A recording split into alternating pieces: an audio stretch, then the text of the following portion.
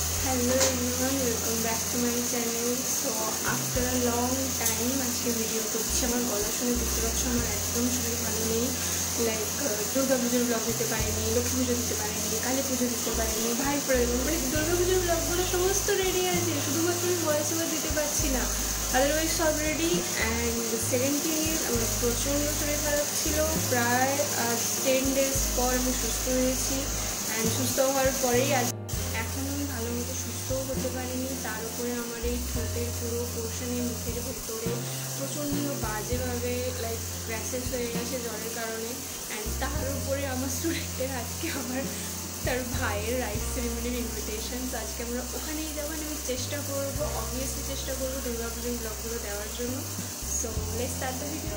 So এখানে আমি and মা দেখো সুন্দর করে একদম রেডি হয়ে বেরিয়ে পড়েছি। যদিও আমি জানি মানে আমার কন্ডিশন একদমই ভালো না, তারপরেও যাচ্ছি। সো চলো।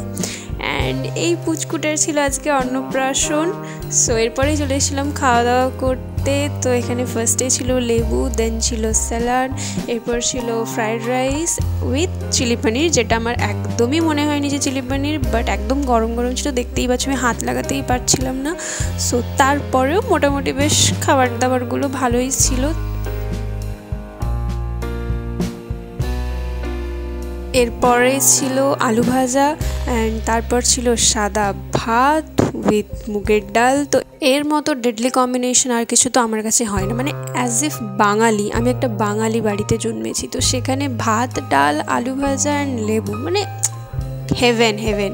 এরপর ছিল এঁচড়ের তরকারি, তারপর ছিল চিংড়ি মাছের মালাইকারি অ্যান্ড রুই মাছেরও কোনো একটা রেসিপি ছিল যেটা আমি নিইনি, অ্যাভয়েড করে গেছি। দেন ছিল আমের চাটনি, দেন দই, দেন ছিল পাঁপড় অ্যান্ড হ্যাঁ অবভিয়াসলি আমাকে কমেন্টে জানিও কারা এইভাবে দইয়ের সাথে পাঁপড় খেতে ভালোবাসো। এরপর ছিল মুখশুদ্ধি। খাওয়া দাওয়া করে আমি এখানে বাড়ি চলে এসেছি। বহু কষ্টে এই সমস্ত দরজা নিয়ে আমি খেয়েছি। আবার এখানে একটা আমার ওষুধ খেয়েছি বলে খাই। আর তোমরা এরকম